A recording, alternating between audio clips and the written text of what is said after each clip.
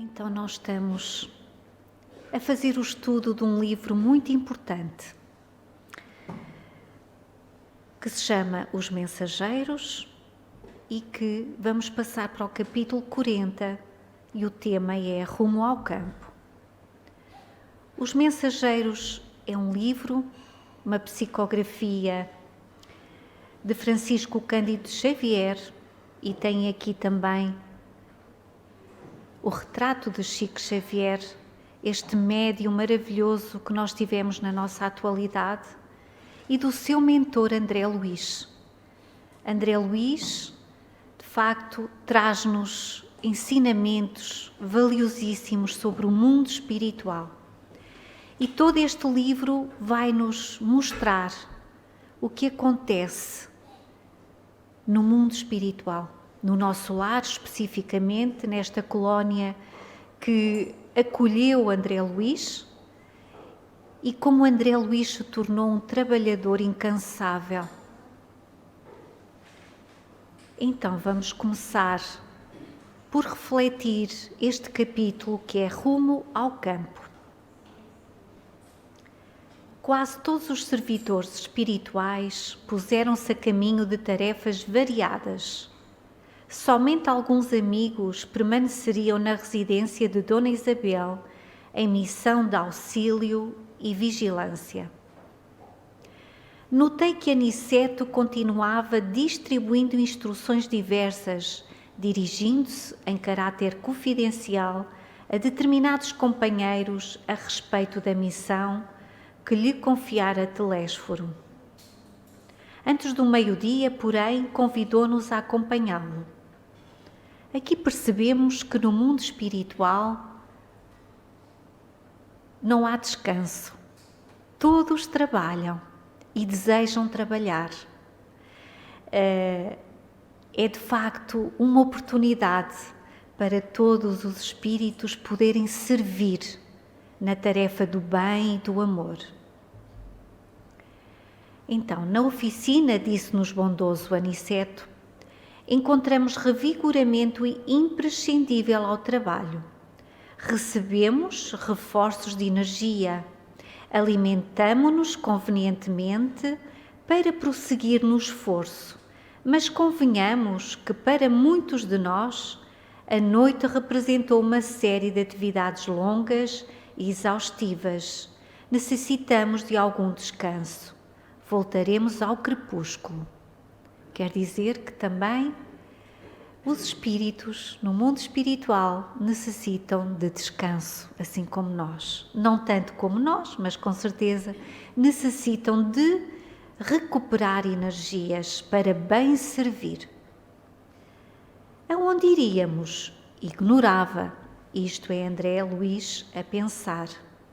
Recordei que, de facto, se alguns haviam repousado no santuário doméstico durante a noite, a maioria havia trabalhado intensamente e concluí que se muitos pela manhã haviam tomado rumo às obrigações, outros teriam buscado o repouso indispensável. Aonde vão? Perguntou um companheiro da vigilância que se fizera nosso amigo. Antes que respondêssemos, Aniceto esclareceu. Vamos ao campo. E dirigindo-se especialmente a Vicente e a mim, considerou. Utilizemos a volitação, mesmo porque não temos objetivos imediatos no centro urbano. Notei que movimentava agora minhas faculdades volitantes com facilidade crescente. A excursão educativa, com escala pelo posto de socorro de Campo da Paz, fizera-me grande bem. Melhorar em adestramento. Sentia-me fortalecido ante as vibrações de ordem inferior. Mobilizava os recursos próprios sem dificuldade. Vejam como tudo também no mundo espiritual é um aprendizado. E volitar também demora o seu tempo para poder aprender e a movimentar-se sem tropeços. Reparei igualmente que minhas possibilidades visuais cresciam sensivelmente, volitando não observar até então o que agora verificava extremamente surpreendido. Dantes via somente os homens, os animais, veículos e edifícios chumbados ao solo. Agora a visão dilatava-se, ou seja, à medida que André Luís ia tomando mais conhecimentos, isto no mundo espiritual, ele próprio também começava a ver as coisas com mais profundidade e a volitação também era muito mais fácil. Portanto, quem julga que ao desencarnar ficamos a saber tudo, ficamos sábios, não é verdade. Tudo tem um processo específico, assim como todos nós aqui precisamos de aprender. Reconhecia de longe o peso considerável do ar que se agarrava à superfície. Tive a impressão de que nadávamos em alta zona do mar de oxigênio, vendo embaixo, em águas turvas, enorme quantidade de irmãos nossos a se arrastarem pesadamente, metidos em escafandros muito densos, no fundo lodoso do oceano. Ele está a falar de quê? Sabem? Sim, da matéria. Da matéria, ou seja, eles estavam em missão na crosta terrestre e o que ele via, esta densidade do ar, era o que estava sobre a crosta terrestre. Vejam bem, tudo muito escuro, não é? Estão vendo aquelas manchas escuras na via pública? Perguntava Aniceto. Indagava nosso orientador, percebendo-nos a estranheza e o desejo de aprender cada vez mais. Como não soubéssemos definir com exatidão, prosseguia explicando. São nuvens de bactérias variadas. Vejam, bactérias, que nós não vemos, mas que estão por aqui. Flutuam quase sempre também em grupos compactos, obedecendo ao princípio das afinidades. Obedecendo ao princípio das afinidades, quer dizer que as bactérias aglomeram-se e vão, no fundo, encontrar-se com aqueles que estão na mesma sintonia. E vamos ver como. Reparem aqueles arbascos de sombra. E indicava-nos certos edifícios e certas regiões citadinas. Observem os grandes núcleos pardacentos ou completamente obscuros. Vejam como eles tiveram que se preparar para poder vir à crosta terrestre. Porque isto para eles é muito difícil. A espiritualidade de luz, os espíritos de luz, os missionários do bem, têm que se preparar para poder vir à crosta ajudar os homens. São zonas de matéria mental inferior, matéria que é expelida incessantemente por certa classe de pessoas. Se demorarmos em nossas investigações, veremos igualmente os monstros que se arrastam nos passos das criaturas, atraídos por elas mesmas. Nós não conseguimos ver, e se calhar ainda bem, não é? Porque se víssemos andávamos sempre aterrorizados com aquilo que nós, no fundo, produzimos mentalmente e vamos atraindo para nós próprios. Até monstros.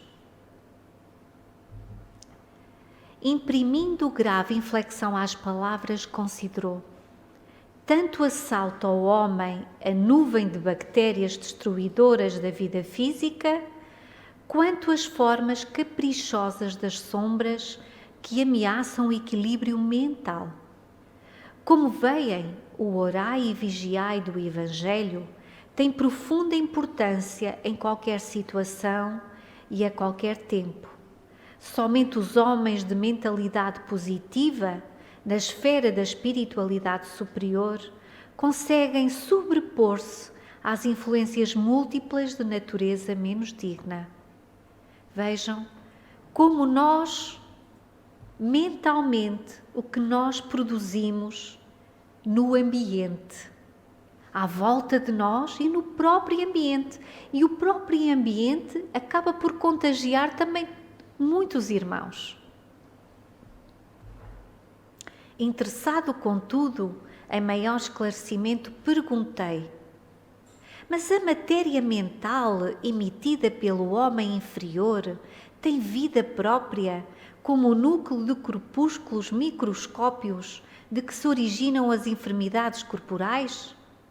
Ou seja, como as bactérias? Perguntava ele. O mentor generoso sorriu singularmente e acentuou: como não? Vocês, presentemente, não desconhecem que o homem terreno vive num aparelho psicofísico, ou seja, energeticamente, física e mental. Não podemos considerar somente no capítulo das moléstias a situação fisiológica propriamente dita, mas também o quadro psíquico da personalidade encarnada.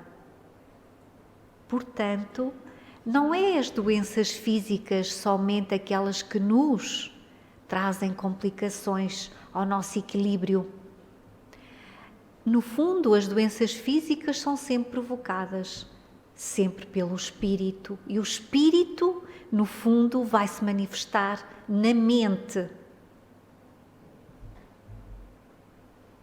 Ora, se temos a nuvem de bactérias produzidas pelo corpo doente, temos a nuvem de larvas mentais produzidas pela mente enferma em identidade de circunstâncias.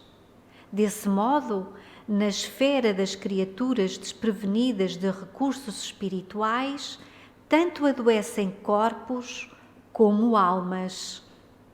No futuro, por esse mesmo motivo, a medicina da alma absorverá a medicina do corpo. Estão a ver aquela imagem? Ou seja, esta imagem que mostra uma pessoa, uma mulher, com certeza que através da sua mente, ela própria está a produzir aquelas larvas mentais. E tudo isto faz com que as doenças apareçam fisicamente. E por outro lado, tudo isto, todas estas larvas mentais, tudo o que vem da nossa mente, ou seja, dos nossos pensamentos negativos, vão atrair ainda mais os tais monstros que Aniceto nos falava há pouco.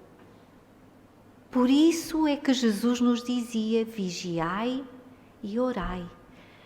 Vigiar não é vigiar o vizinho, é vigiarmos a nós próprios, principalmente os nossos pensamentos, porque tudo começa no pensamento.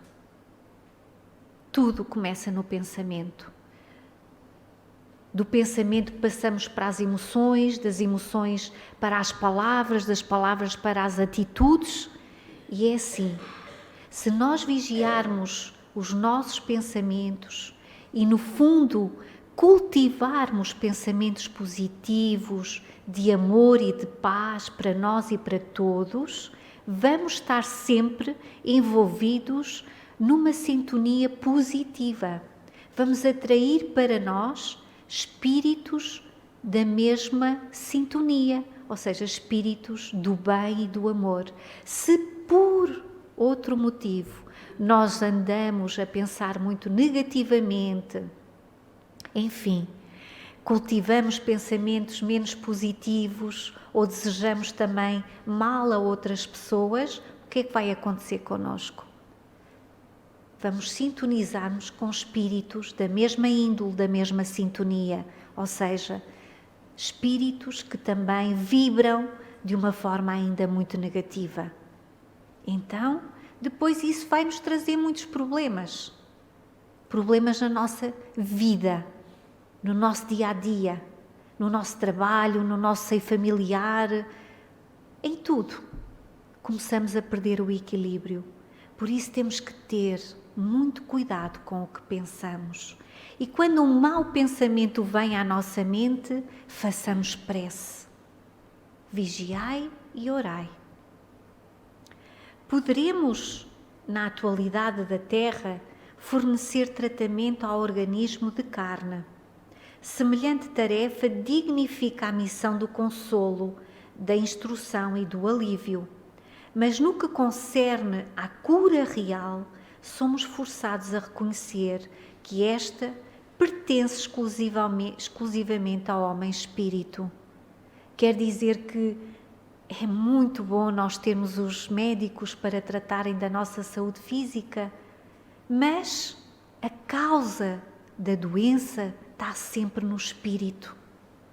Então, nós para irmos à causa verdadeira, temos que trabalhar o espírito. Temos que cultivar a espiritualidade em nós.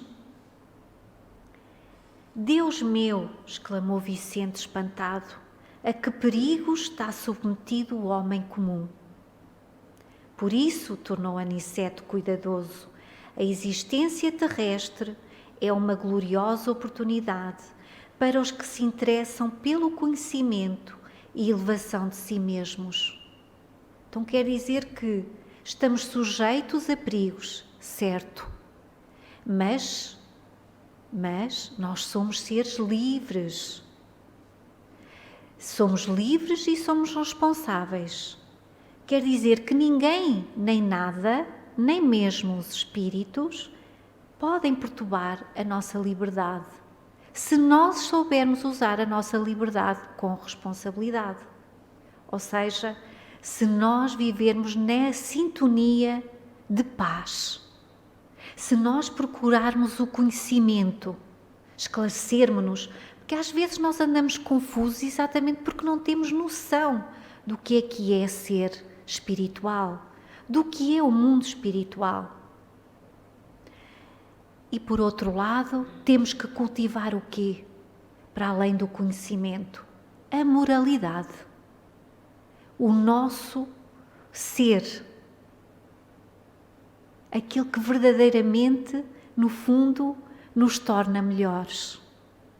Trabalharmos para sermos pessoas mais corretas, melhores. Trabalharmos na caridade, na fraternidade, na solidariedade. Tudo isso fará com que nós estejamos livres destes perigos.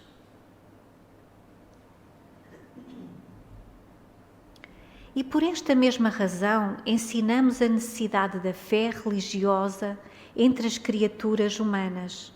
Desenvolvendo essa campanha, não pretendemos intensificar as paixões nefastas do sectarismo, mas criar um estado positivo de confiança, otimismo e ânimo sadio na mente de cada companheiro encarnado.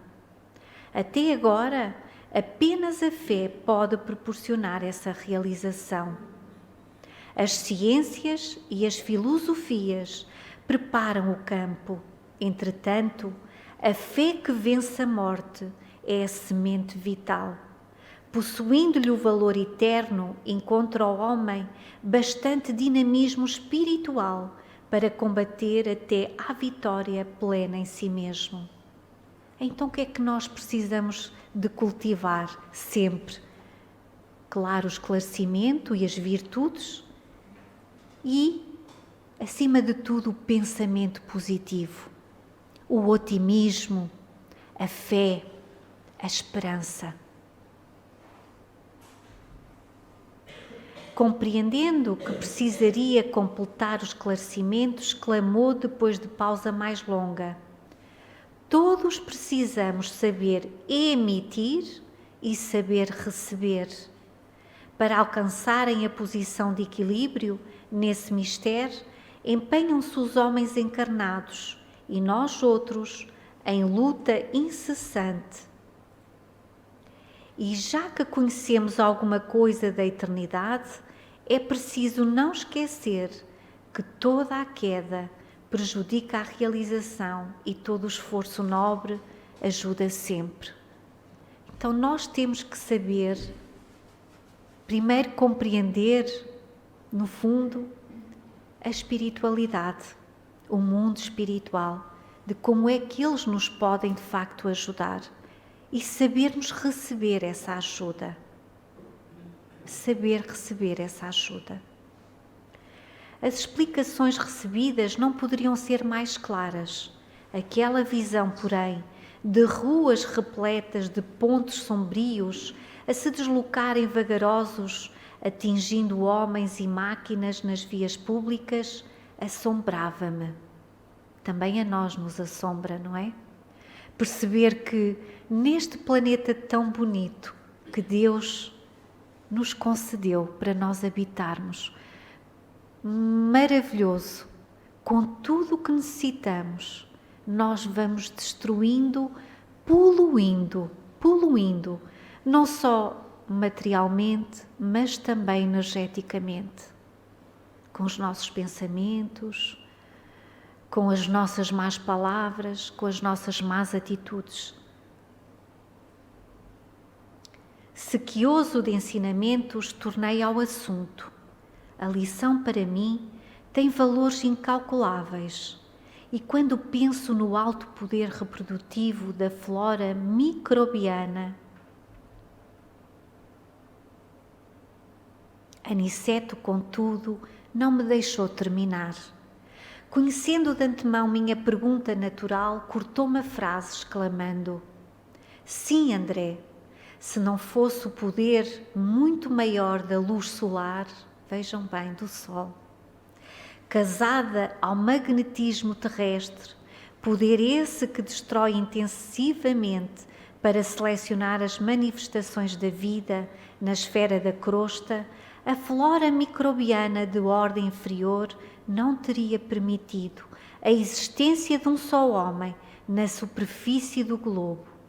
Por esta razão, o solo e as plantas estão cheios de princípios curativos e transformadores.